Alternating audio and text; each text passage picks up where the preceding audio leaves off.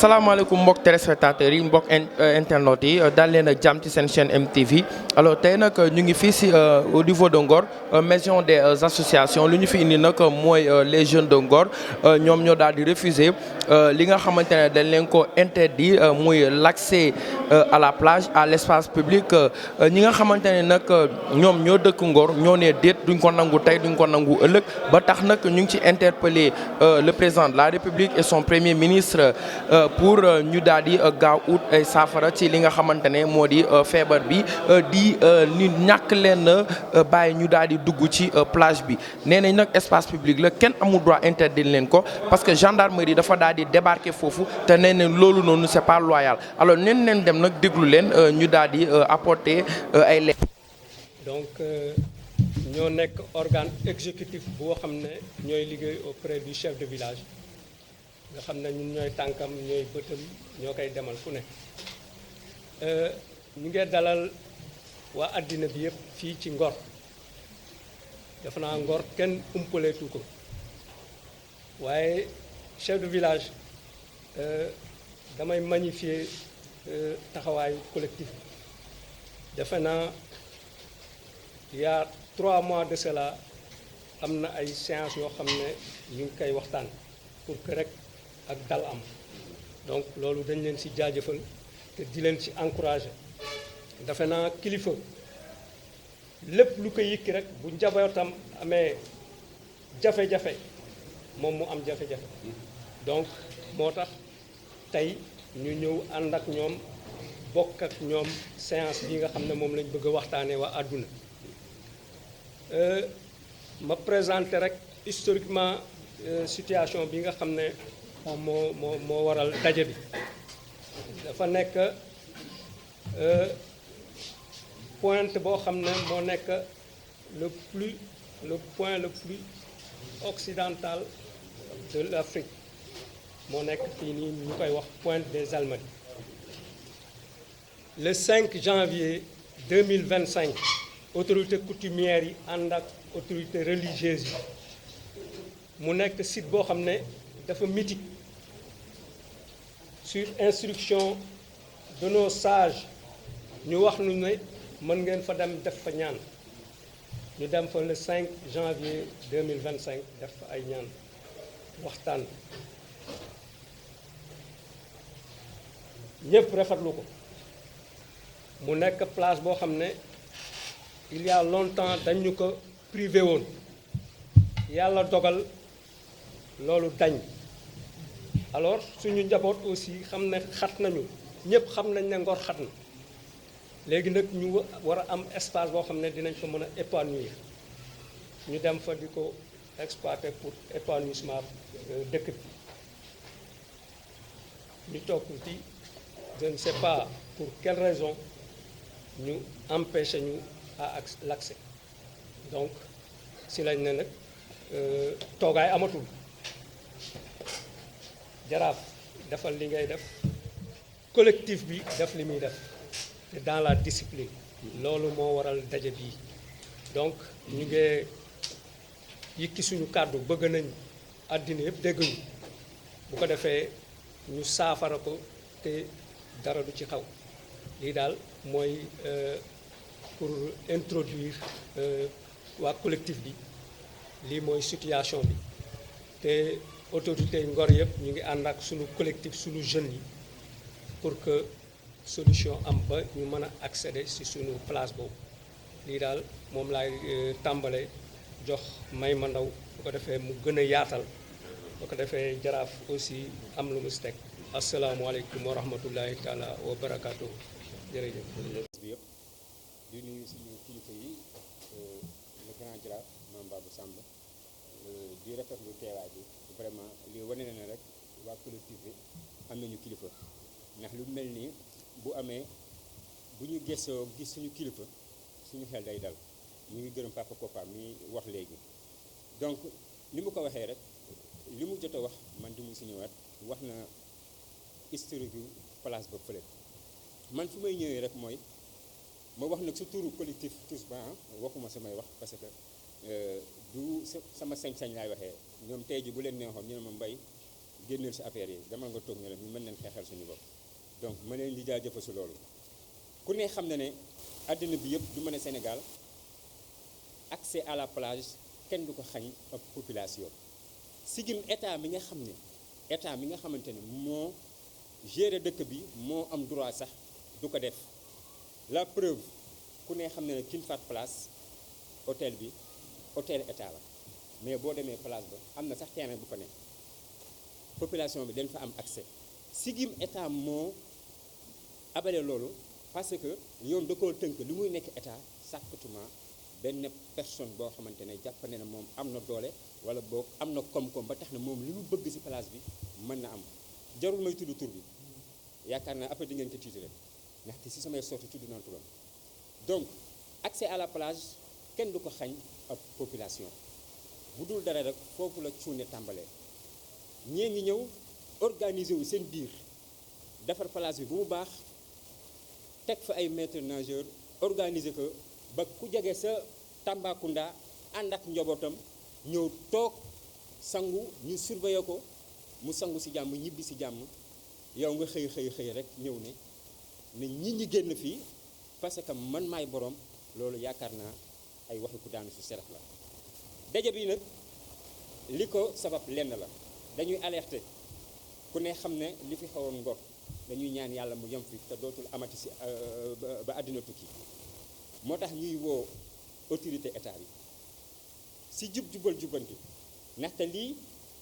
dama koy teg ci phase jubbanti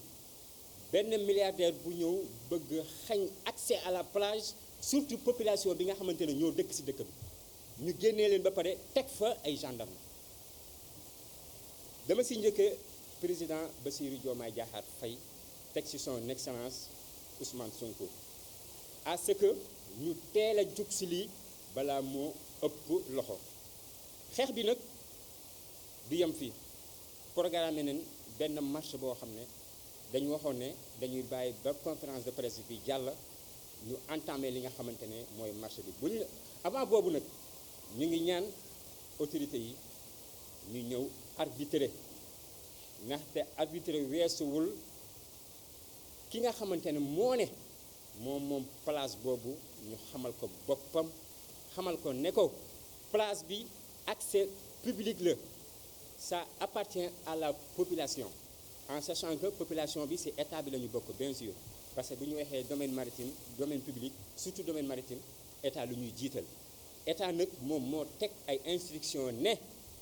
domaine maritime wala boog accès à la plage population bi am nañu ci droit kenn mënu leen ko interdire sàkkatuma nag ngay jël ñi nga xamante ne ñoom dañ leen fi teg pour ñu ñuy protéger ñu koy waxee FDS ñu nga ñëw teg leen foofu ba boo ñëwee sax yenn yi sax c'est humiliant du ma bëgg di ci jaar am nañu ay kilifa yoo xam ne ñu ngi ci suñu ginnaaw ñoom bi ñu ñëwee daneen gën a ñëw ci mbir mi gën ko yaatal bu soobee yàlla comme ni ma ko waxee rek li première pas la rek am na yeneen yu ñu prévoir ci kantanu yàlla ci tënk rek kenn mënuñoo tere accès à la plage ndaxte yoon moo ñu ko may ci droit yëpp moo xam code de l'environnement code lu jëm ci état bi yeneen ak yeneen bu ñu ko doon tudd fii ba suba duñ fi jóg donc loolu moo nekkoon kaddu yi di leen jaajëfal ma bàyyi ñeneen ñu jël seen kaddu. ñu ngi leen di nuyu bu baax a baax je me nomme Cheikh Serigne Mouhamadou Moustapha Gueye je suis le vice-coordinateur du collectif de Thiousba de Ngor et en même temps le porte-parole ñu ngi sant yàlla bu baax a baax di julli ci yonent bi sallallahu alayhi wa sallam di ñaan yàlla yërmandeem ak ngërëmam mu nekk ci biir mbooloo mi yëpp nekk ci dëkk bi di sant suñu autorités yi nga xamante ne ñoo ànd ak ñun depuis le début Grand Jaraaf mu ngi nii sama wet le président COPA mu ngi fii ak suñu autorité administrative yi ñu ngi leen di gërëm bu baax a baax ak képp koo xamante ne yaa ngi yeewoo biir Ngor dama yaakaar ne lu mel nii sax jeexoon na ci dëkk bi ndaxte Sénégal fii mu traversé jaar fa ba léegi nii am na ñoo xamante ne ñu ngi nekk ci dëkk yu ba léegi di tappale weesuwul à chaque fois bu ñu xoolee waa Ngor ñun fekk jiw ñu kenn à chaque instant nit ñi ñoo ñuy fekkse di ñu tooñ ñoo ñuy fekk se di ñu tooñ ñun demuñu dëkkub maamu kenn di fa sangu wala quoi que ce soit ñun ñu ngi suñu suufi maam te li ñoo revendiqué Ousmane Sonko bi mu tolloo ci laaj réew mi bokkoon na si li nga xamante ne da ko doon xeex ñu yaakaar ne nag tëppale googu dañu fi ba léegi ci biir loolu ñi nga xamante ne teg nañ leen fa gendarmerie ci suuf ba ci kaw parce que ñoom ñoo fa taxaw seeni autorité ñoo fa nekk te lii gën a yéeme ci mbir mi kilifay gendarmerie yi nga xamante ne ñoo fa ñëwoon la ñu wax dañu ko teggi te man jàpp naa ne kilifa dañ lay nawee ci sa kàddu parce que foofu ñun ñoo ko def nettoyage journée de l'environnement te beneen bi foofu na mu meloon yaakaar naa ne ay nit mënuñu fa woon nekk ñu organiser plage bi ba nga xamante ne tey Sénégal dañu ko ubbil ñëpp parce que ñun li ñu xam mooy teraanga tey yaatal ñun ootewuñu foofu foo xamante ne waa Ngor kase ñoo fay ñëw sangu la preuve plage bi nga xamante ne Sénégal ñëpp a koy ñëw mooy Ngor fii foofu fees na yéen ñëpp bu dul yéen di seen i xarit di seen i mbokk danañu ñëw foofu waaye danañ xam ne fii la fay contenir ci ay nit mënatu ko fii moom moo nekkoon beneen buntu boo xamante ne nit ki dana dundaat de l'air pur te ñun actuellement loolu la ñu soxlaa seede yàlla ba tax na nag dañuy taxaw déterminé wu tey suba ginnaaw suba lu mu laaj danañu ko def parce que à l'heure actuelle il est inadmissible benn privé ak fu mu mën a jóge di taxaw di revendiquer ak tefes ak géej kan moo mës a moom ak géej ñun ñi nga xamante ne si géej la ñoo dunda yeewoo ko sax moomuñu ko laajuñu ko keneen ko jóge fële si naan da foy gi ñëw fii naan dañu bëgg a sonal loolu duñ ko nangu tey duñ ko nangu ëllëg ñaareel bi moo la kilifa yi maa tudd ba ñu wàcceel fa ñi nga xamante ne ñoo la gendarmerie bi ñu taxawee wax la ñu wax seeni kàddu rek la ñoo waxaat sous le contrôle du secrétaire kilifa gi moo wax ne ñoom fa ñoo laajte amuñu fa ak këyit bañ fa amulee ak këyit donc laneen lañ defaat si diggante bi ak tappale la ñetteel bi ba fekkee ne dañu interdire population bi la ma wax ñu accéder foofu ay tubaab ñu ngi fa dugg la sangu waa lii du ak tappale ak yabaate xanaa baa la protéger sax saw askan laa war a protéger ñun ñii nekk si àll bi étranger yi ba ñëwee opportunité bii ñu amee fii ñun ñu nekk suñu dëkk mënuñu kaa am à l'heure actuelle mondialisation fi mu toll nit ñi yeewu nañ ay dof amatuñu fi te ba ñu waxee rek dañoo wax lébu yi dañ bëgg ay suuf dañ bëgg nangam dañ bëgg nangam ñun chaque jour li ñoo laaj le légitime la dañuy yaatal ñëpp te yéen boo leen jëloon seen micro sonna dañu xat ñun ñu ngee laaj laa xamante ne jotaguñu ko sax ñu duñu indiwaatal yeneen i bunta son excellence nag ñu ngi kaa wax ne ka lii fi jàlloon kamel ni Abdou Mbaye li mu fi andi woon yàggul de tout récemment na waxaax ñii nga xamante ne ñoo jiital gendarmerie balaa ñu ko fee andiwaat parce que weesoogul de xal yu mu ngi fi la tàkk ba léegi ñooñu taxaw ñu ne ñu nax yéen leen na moo ñu séparé moo ak feuille gaa xamante ni këyit bu soit arrêté municipal la wala lu mu mënta doon mu jóge émanance ci seeni kilifa bu ñu ñëwee ngeen wan ñu ko fii dañu fiy jóge le jour J suñuy autorité administrative defal ñu benn arrêté wane nañu sama doom yi dëkk autorisé naa leen ñu dem exploité fa samp fa ay parasol ñu ñëw ñu wan leen ko ñu la wax te def ay naxasaale ay tappale yaa xamante ne boobu ba léegi kenn xamu ko dañoo alerté nag lii première pas la de parce que mbir ma nekk dafa am ay étapes dañoo oo waxtaanaax wax àdduna waxtaanaax ñu mbokki waa Ngor ñi nga xamante ne ñu ngi ci diaspora bi nekk ci bitim réew ñu ngi informé ñëpp la informé waa Sénégal ne foofu xeex bii ñoo xeex du pour waa Ngor képp kaa xamante ne ab Sénégalais daal faa mën a nekk nga mën a dox tranquillement àndax sa njaboot ñëw féexlu heure ba la neexee nga dellu siwaat ñun loolu la ñoo revendiquer ñu laa xamante ne dañoo dem toog fa di ko moosale wala quoi que ce soit accès à la plage te loolu ab droit le plus absolu kii ñëw na si domaine maritime ñëpp xam nañ ko fii ul bi dalee ba 100 mètres te état bi la ma bëgg sax ñu wàcc foogu xool ñoom tabax nañ si biir domaine maritime moo laa wane ne donc ñoom ay voleur lañ ñoo tappale la ñu amoon si ay titre au début la ñu tabax dara bokku si nañu wàcciwaat ñu yëbbaat foofu ñu xool dañ xam ne ak tappale kese lañ fa nekkee fi ma terminé nag moo la ñoom ñooñu xamante ne ñoo jëf-jëf googu ñu ngi taxaw ak ñoom parce que Descos ñëwoon na fa bii mu ñëwee xool xam ne lii leen bëgg a dugal ay tappale la de parce que gis nañu bi ñu ñëwee changement la ñu toog ñu ngi toog ci plage bi nettoyé ko après sax image yi dinañ ko am ay parasol uniquement la ñu fa samp kaa xamante ne dala jóge fa la ñëw toog ak njabootam ba 19h 19h30 nit ñi dem maître nageurs yi ñu affecté fa 2 maîtres nageurs plus ñoo xamante ne ñu ngi ñëw di leen accompagner foofu noonu te yàlla dogal na côte Ngor bii ndox mi ni mu dalee ak ni mu mel yàlla bindeewu ko feneen BCEAO nit ñaa ngi fay sangu mais ndox moomu ni mu mel ak ndox mi bokkuñu ndox moomu dafa agité donc ñun li ñuy réclamer lenn la dans ñu ngi wax état bi dinañ leen jox ultimatum dans quelques jours bu réaction amul on va passer à la vitesse supérieure parce que ñëpp xam nañ ne Sénégal ñun duñ ay ragal de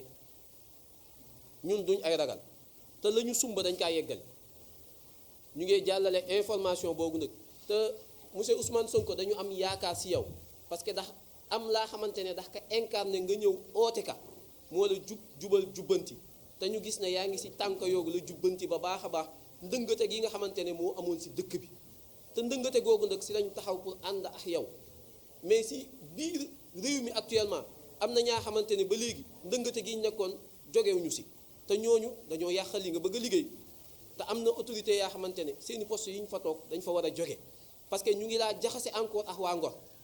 te waa Ngor dañ am yaakaar ci yow liggéey bi nga taxawee ci croisement bi discours yi nga tenir ba tout récemment bi nga demee Cambérène xamante ne parkinu Ngor bi la ñu fa daj ci ay coona ak la mu mucc ak na mu mujjee yëpp discours bi nga xamante ne tenir nga ko sur ce ñu ngi la ciy sant di la ci gërëm bu baax a baax di laaj di la wax ne taxawaay ba nga am ci parking ba tout récemment moom la ñu bëgg nga am ko ci lii bëgguñu nga délégué kenn yow la ñu bëgg ci sa jëmmi bopp ak sa yitte nga wàcc xool foofu la mu mel da nga xam ne ka fa nekk ak ña fa nekk ak tappale kase la ñu fa nekkee bu ko defee nag fa la ñu yemalee kàddu yi ñu ngi sant waa Ngor ñëpp di sant assemblée bi nga xamante ne ñu ngi ci suñu ginnaaw gis ngeen fii ay mag rek a fi nekk ñoo xamante ne ku leen xool xam ne ay activités yu noble la ñu am mais lu ñu bëgg mooy inspirer de l'air pur yéen xool leen salle bi sax déjà nooyi woo leen ñu bëgg ñoo xañ géej gi ay tappale weesuwul loolu ñu ngi leen di nuyu di leen gërëm bu baax a baax asalaamaaleykum. allahumma salli ala sayyidina muhammadin wa rasul alayhi wa sahbihi wa sallama taslima maa ngi nuyu ñëpp di leen ziare di leen baalu àq di leen baal àq di wax suñu mbokk journalistes yi bienvenue ici à Ngor havre de paix et de repos ngeen may ma tuuti ma présenté wu pour ñu ma xamul man El Hadj Babou Samb laa tudd di grand jaraaf du village de Ngor conseiller coutumier pour le gouverneur de Dakar en même temps président des délégués de quartier de la commune de Ngor donc ñi ma jiitu ñëpp seen kàddu yi rafet na def nañu historique bi ni ñu ko waxee noonu la et Ngor dañu ko yàgg agressé bi mu ngi commencé ci remembrement des Almadies remembrement Almadies kese la am dans tout le Sénégal amul feneen suuf yi nga xam ne ñun foofu lañu daan bay ñu man daanaa fa bay dugub même fii ñuy revendiquer nii daanaa fa bay dugub bi ma nee élève donc ñu def seen remembrement joxe ko ni mu leen neexee actuellement si je vous dis que amul benn waa Ngor buy yeewoo Almadies doo leen ko gëm donc ñu jox ko ni mu demee ba actuellement nii déplacé nañu aéroport bi hôtel yi daanaka doxatul ni mu war a doxee restaurant yi demul ni ñu war a demee xale yi ñoom ñëpp ku ci nekk yaa ngi sa diplôme restauration ak leneen fii mu ne ñoom ñëpp ñu ngi chômé yàlla def occasion bi am donc hôtel des Almadies moo fa jëkkoon ne xamuñu nooy def ba hôtel des taxaw fa hôtel des Almadies jógee fa club na ñëw ñu ñëw nag jël benn promoteur ne dañu ko jox suuf si mais place bi wax nañu ko DPM domaine public maritime donc Guèye def na 100 mètres sur 150 mètres mooy domaine public maritime xale yi Ngor yi géej gi neexatul alors ñoom ñu ngi seen diplôme ay chef de famille lañu nettoyé ko ba mu set macha allah defuñu fa mbaar lu dul ay parasol été bi ñu dem fa pour daan seen doole ñu indi ay gendarme ne du fi am loolu vraiment mënu ma ko concevoir donc fan yii yëpp ñu ngi réunion ak xale yi pour ñu ànd ak dal man personnellement bind naa président de la république kii moo yóbbu lettre bi def naa ay ampliation pour avertir leen nañu bàyyi xale yi ñu liggéey xale yi li ñu def c'est noble soo demee dans les autres régions xale yi ku si amul liggéey à Dakar soo demee di nga bay ñun nag amuñ fu ñu bay di ñu dem ci géej gi naan dañuy bay donc suñuy doom yi nañ leen bàyyi ñu exploiter plage bi suñu ko exploiter mais mën nañ fi ay conditions donner ay conditions soit tant de mois ngeen exploiter ainsi ça dépend mais loo gis dañ koy waxtaane mais nag teg fa ay gendarme kenn du dugg kenn du génn même tubaab sax su ñëwee ñu bàyyi ko mu jàll un africain un sénégalais un ngora su ñëwee ñu ne ko do jàll mais loolu mënuma ko concevoir man nag en tant que chef du village xale yi maa ngi seen ginnaaw tey maa ngi seen ginnaaw ëllëg parce que li ñuy revendiquer dafa noble je vous remercie. Asalaamaaleykum mbooloo mi si vous me le permettez je vais m'exprimer en français parce que comme c'est un point de presse il y a des milliers de Sénégalais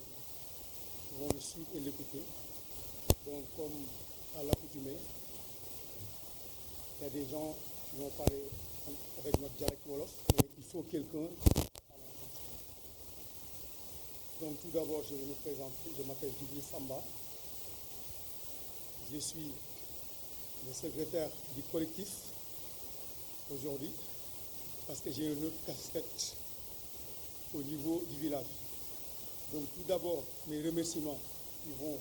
à l'endroit de nos autorités coutumières. À mes côtés, le grand Jaraaf du village de Ngor, Jaraaf Babou Samb. Il n'a cessé de ménager aucun effort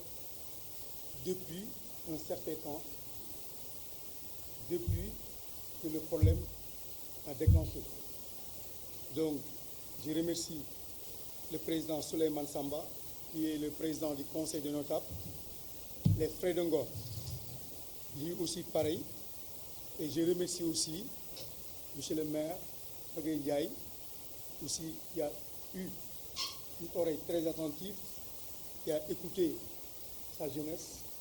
et jusqu'à nous délivrer une autorisation d'exploitation de la plage. Donc, je vais rentrer dans le vif du sujet. Si je peux récapituler comme mes prédécesseurs l'ont dit, je pense que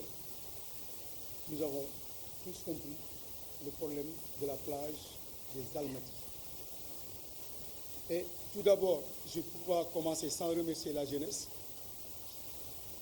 qui est là présente, qui ont choisi la voie pacifique au lieu de la voie vers la violence. Parce que d'habitude, quand on parle des problèmes de ce genre au niveau de Ngor, les gens automatiquement ils pensent que c'est la violence, ou bien voilà. Donc ils ont su déjouer un plan qu'ils voulaient nous faire jouer au niveau des Almadies. Et bravo, merci. Et puis ce je vais dire, la plage de Tchousba, Tchousba ça veut dire en lébou, c'est comme ça que nous l'appelons. Donc pour ne pas dire la plage Club Med, parce que Club Med n'existe plus. Depuis un certain temps, 2 mois, voire 3 mois, la jeunesse ngoroise avait commencé à exploiter cette plage d'une manière sereine et responsable, avec l'aval des autorités coutumières comme administratives. Il y a la gendarmerie qui a débarqué sur les lieux pour nous dire que c'est une plage privée, on ne doit pas accéder ici. Et j'ai dit, on remercie le bon Dieu parce que ça pouvait être le pire, mais toujours avec la sérénité de la jeunesse, avec leur sens de responsabilité, comme je disais tout à l'heure, ils ont su déjouer ce jeu. Donc, il y a le commandant de zone, comment on l'appelle, Compagène, c'est lui qui s'occupe de la Légion de Dakar, et l'autre, le colonel Marie Faye, je vais citer son nom parce qu'il était là-bas. Donc, on est témoin, il est témoin, tout le monde est témoin. Quand il est arrivé, d'abord, il a eu une oreille aussi attentive, il nous a bien écoutés, il a été vraiment attentif, mais sur les discussions, il nous a fait savoir qu'on ne doit pas occuper cette plage et pour des raisons de sécurité publique, il doit être équidistant. On est d'accord, il doit être équidistant pour des raisons de sécurité publique. Et il a dit que comme il y a 2 parties, ils disent que voilà, l'autre se réclame de la plage, une autre partie aussi se réclame de la plage. Donc pour qu'il soit équidistant, il faut qu'il doit vider la plage à partir sur le lendemain. D'accord, il doit être équidistant. Mais cette partie-là, qui est cette partie? Un privé. un individuel, quelqu'un qui a construit des appartements vendus à hauteur de milliards. On ne diffame personne. On ne va pas citer son nom, mais tout le monde sait. Les appartements qui sont construits là-bas, vendus à des milliards. 5000 mètres carrés qui a été vendu. Je ne sais pas pourquoi. Et tant d'autres. Donc, c'est ce monsieur-là qu'on prive pour toute une communauté de 26 000 âmes. On est dans quel pays? Et là, nous interpellons l'opinion publique et nationale, son Excellence le Président Bassirou Diomaye Diakhar Faye et Monsieur le Premier ministre Ousmane Sonko, avec le système Djubal-Djubaldi, je pense que ces genres de pratiques doivent être éradiqués. Et comment on peut laisser là-bas des gendarmes depuis 2 mois, voire 3 mois, garder une plage, et qu'on interdit l'accès à des Sénégalais? La loi sur le domaine public maritime est très claire. La loi 76-66 dit que le domaine public maritime est indescriptible, insaisissable et inaliénable. Ça veut tout dire. Aucune personne ne peut réclamer le domaine public. Ça veut dire indescriptible. Ne peut présenter aucun papier écrit pour dire qu'il réclame le domaine public maritime. Insaisissable, personne ne peut le prendre. Tu ne peux pas convoyer un huissier pour aller prendre via sortir qui que ce soit. Inaliénable, personne ne peut réclamer pour ce truc. Et cette loi 76-66 n'a jamais été abrogée. Et même si cette loi a été abrogée, le Code des collectivités locales a donné le pouvoir aux maires pour donner cet espace avec une autorisation d'occuper, précaire et révocable. Et si le maire prend ses responsabilités et donne une autorisation à des jeunes qui sont là pour travailler, et on essaie de dire que ces jeunes-là, on va les bloquer, ils ne vont pas rentrer. Donc il essaie de nous inviter sur un terrain glissant. Mais nous, on ne va pas rentrer dans ces détails. On est responsable, on a des conseils et la bataille continue. Donc nous interpellons les autorités que cette place, on est culturellement lié à cette place-là. Annuellement, on fait là-bas des rites mystiques, culturels, donc ils ne peuvent pas nous empêcher d'accéder là-bas. Et plus grave, vous allez là-bas, vous voyez je ne veux pas citer parce que je ne suis pas xénophobe, des personnes étrangères, je ne peux pas citer la couleur de peau, on les laisse rentrer, faire la baignade. On est dans quel pays? Et nous remercions le Djaraf, chef du village, et le conseil de notables, parce qu'ils ont adressé une lettre dans ce sens au président de la République et au Premier ministre, au ministre de l'Intérieur, au gouverneur de Dakar, au préfet et au maire de la commune de Ngor, pour au moins qu'ils essaient de faire revenir ces gens-là, qu'ils sachent raison garder. Donc sur ce, je ne vais pas tarder, mais nous continuons le combat et nous n'allons pas s'arrêter à court de chemin. Et c'est ça que je voulais dire. Et vous, les journalistes, nous vous remercions vraiment parce que vous êtes le deuxième pouvoir. Et nous vous remercions parce qu'à chaque fois qu'on a besoin de vous, vous êtes là, présent. Donc sur ce, je vous remercie. Et je dis aussi à la jeunesse, bravo, continuez sur cette voie. Et vraiment, Inch'Allah, le bout du tunnel n'est pas loin. Et nous y arrivons très bientôt. Merci, je vous remercie.